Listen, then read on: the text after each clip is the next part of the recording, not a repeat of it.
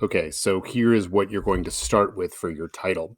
So when you open up the document, you'll see there's quite a few artboards that are here. This is a normal 8.5 by 11 sheet of paper. What I have is I've got 6 different landscape or longer versions of where you could create a title, and then ones that are a little bit more square. So this is going to give you some options. What this will be is experimenting a bit with type and figuring out different ways to possibly lay out a title for your how-to project. So to begin with, let's start over here on the full page. And this is how I would recommend breaking up the text. So instead of just typing in, like, for example, 5 simple ways to save the orangutan. This is what most people end up doing is they put it into one box. Now, one of the challenges with this is when you're using point type, this is going to allow you to hold down the shift key and scale it. But that's as big as you're going to be able to make it when it's all in one text box. What I'd recommend instead is let's go ahead and put it in one text box, but then let's duplicate it.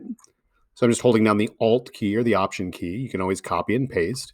And what I'm going to do, and this will take just a minute, is I want to put these in different text boxes. So I'm going to put the number 5, and then I'm going to take the process of breaking every word into a different text box.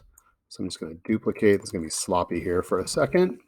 We'll go into changing different fonts. We'll go into changing sizes. We can even play around with color a bit, although I would hold off on changing the color for now and focus more on if you can get this to look good just in black and white initially, we can always go in and play around with like the color schemes. I love those color schemes.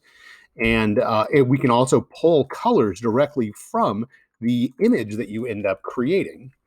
So trust me in this process because this is going to give you an overall layout by the end of it that will look good. Orang, how if I spell that right? All right, so that's the slower part. So now that I have this, I can still move these things around. So what I want you to do is this. Break it into separate boxes. And we're going to start with just one of these. So I'm going to take all of these and I'm going to duplicate them and move them over here. And now, without changing the font, this first box, I want you to use just the default font. But what I want you to do is play around with different arrangements. Now, the way that this can work a little bit easier is I love using the Align palette. So I went to Window and Align. I use this one a lot. So I'm going to use that here. So now you can start making the decision of what do you want to emphasize on here. And there's no right or wrong at this point. This is definitely just experimenting. So I might decide I'm going to make 5 really big. And then maybe I'll take simple ways to save the orangutan. So what I'm going to do is I'm going to highlight all of these. Yeah, the baseline is not lined up. So I'm going to, whoops, I forgot. I've got to show options on here. So I'm clicking on here, doing show options. And I'm going to change this to align to selection. I was doing align to artboard when I was making the stickers. So what that did is it shifted it all the way over to the old artboard. So now that I've done this to align, I can line them up at the bottom and I can even distribute them evenly, although that's not going to work. So I'm going to nudge these over. Okay, so now that I have that, I can decide I really want to make orangutan much larger. And then I can take and make simple ways. And maybe I want to go even bigger with orangutan. I'm not sure. So this is just the experimenting part. All right. And I can highlight all of those, hold down the shift key, and now I've filled it in one spot. So now I can do the same process again with these other areas. But then this time, what I'd really like you to do is let's go ahead and pick a different font than this one. And let's try emphasizing different words and you can experiment more with this. So what you're going to do is find yourself a different font. I would recommend use the Adobe Typekit, or actually what they call Adobe Fonts. And you can find some that are a little bit more interesting.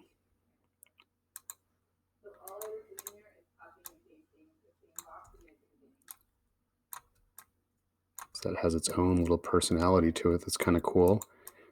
And then I'm going to use a simpler font. So if I'm going to make this one the really strong one, and again, this is not the only way to do it. This is just experimenting a bit.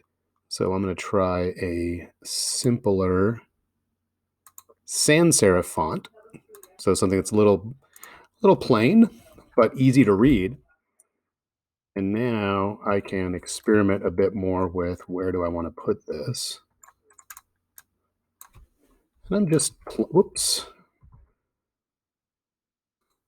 around with the size and location a little bit. So now when I zoom out, that's got a different feel to it. Then I might decide, all right, well, let's take the same words again and repeat that. Now you'll do that for all 6 of these. Then what you're going to do, I'm not going to do them all because I don't want you to copy just the exact same thing I'm doing, is you'll come down and you'll play around with things in the other space. So you might end up deciding, hey, I'm going to take this word, I shrink that guy down, and maybe I'll duplicate it and put in, maybe I'm going to emphasize the word save. I don't know.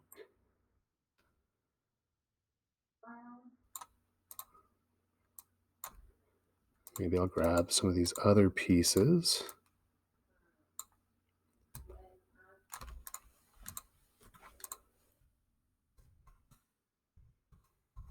I'm trying to do this too fast. 5 simple ways to save.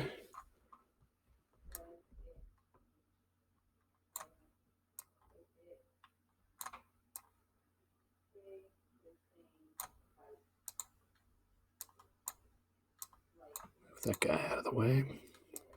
The cool thing is once you've played around with these in separate boxes, what this is allowing you to do is to experiment without worrying about making it perfect.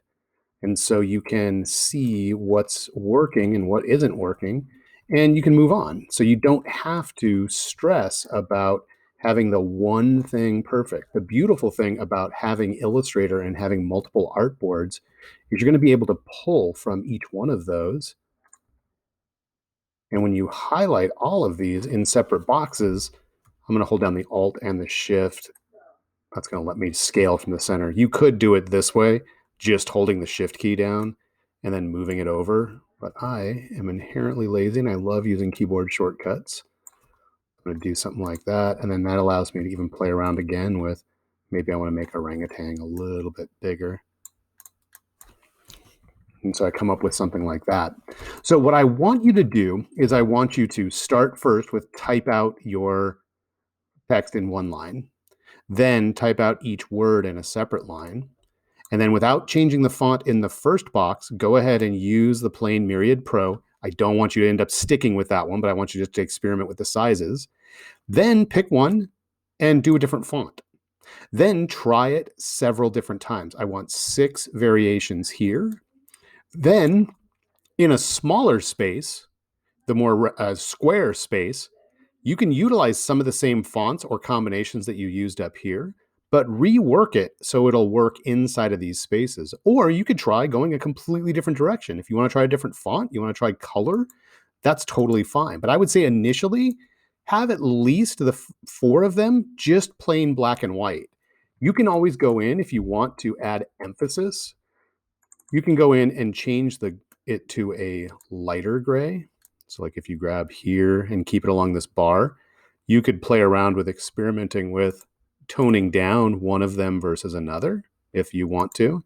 You could do the same kind of thing here. We'll talk about more ways to emphasize or de-emphasize the words and the colors, but I think I want to do that more one-on-one with you and give you feedback after you've got some of these. So that is what the project will be. And once you're finished with this, you'll save it and you'll submit the Illustrator file. So if you go to File and just Save as normal, and you'll be able to turn that in. Let me know if you have any questions at all.